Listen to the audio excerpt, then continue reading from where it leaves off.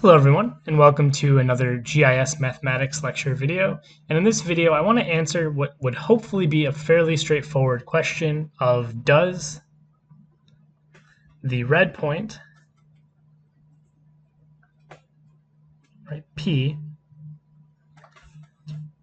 fall inside the polygon,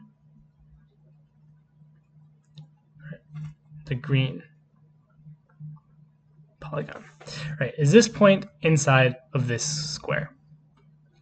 Now, visually, right, this is immediate. Well, of course it is, right? But how does a GIS system figure this out?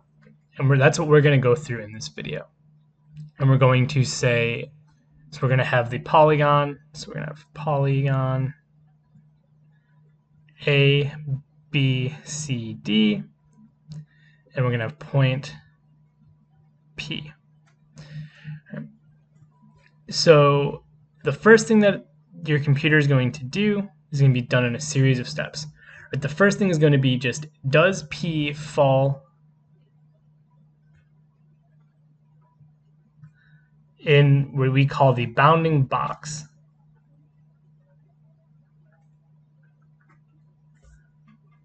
of the polygon? Right, and in this case, it's kind of a little odd because our bounding box is actually the polygon, right? So the bounding box, right, this is just the box made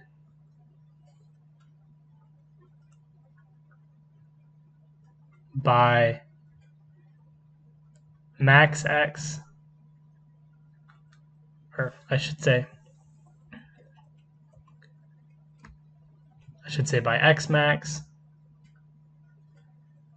x min, y max, and y min. Now, what do these mean? Right, x max, right? If you were to look at all of the points in your polygon, what is the largest x coordinates? That's what x max is. So actually, let's go ahead and label that. Right. So x max,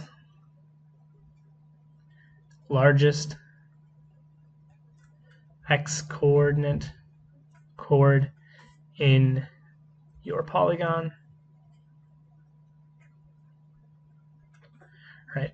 X min, sort of logically then, is the smallest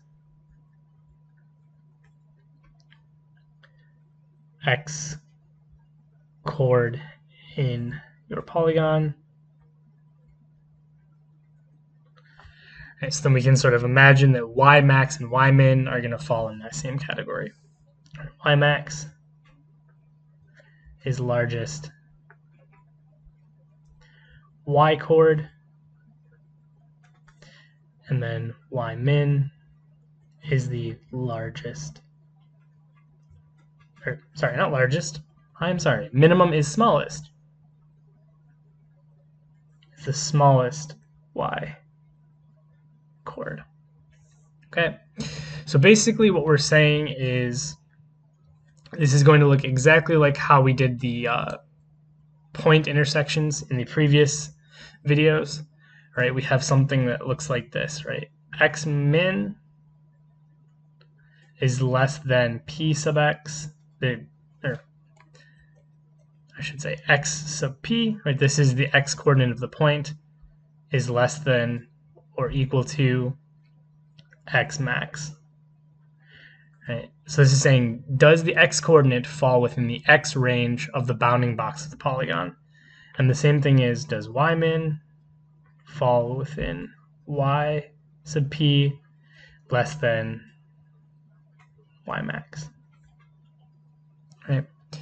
So if either one of these is false, right? If either one of these is false, we can just stop. We know for a fact that there is no way the point will be inside of the polygon. So let's go ahead and check this against our actual data. Right, so in our case, right, our x min is going to be 1, right? That's our smallest x value.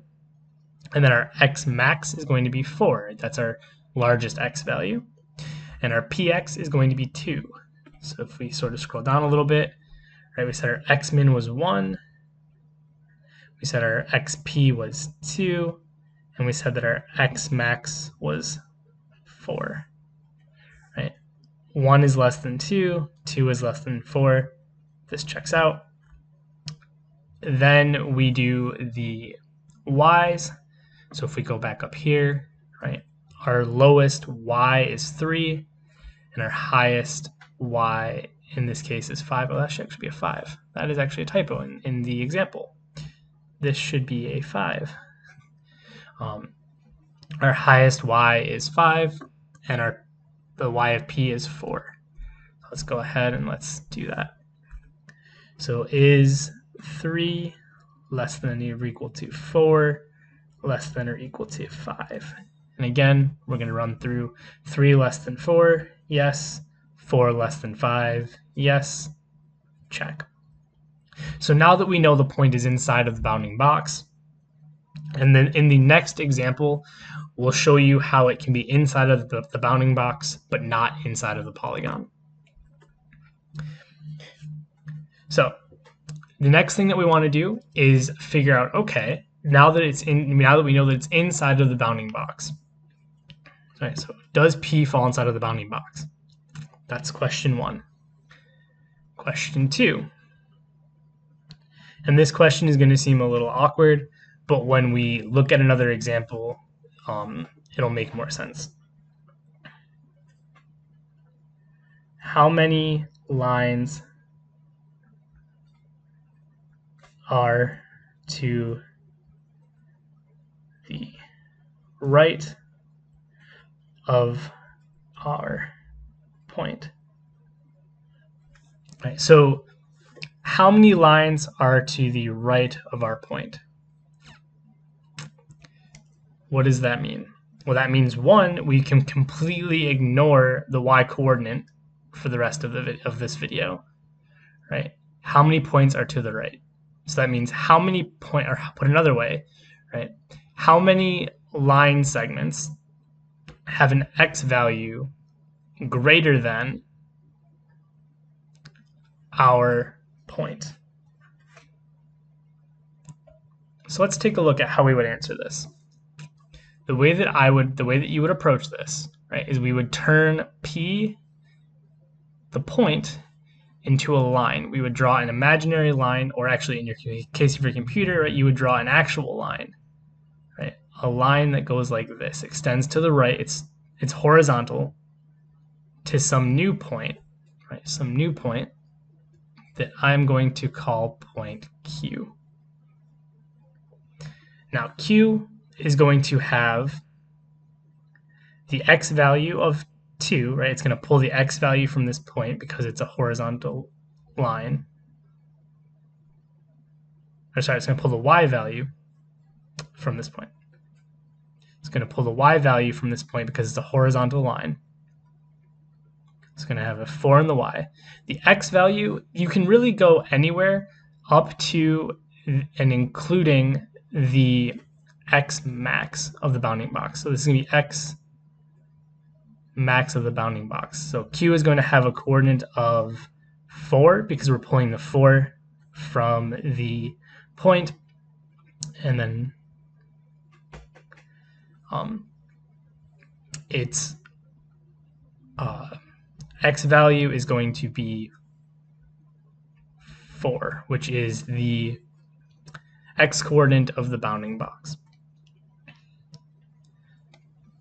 So now basically what we have to do is we have to figure out how many lines, right, let's write this in white.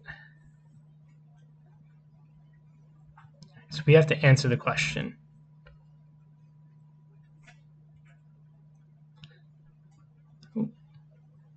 Right?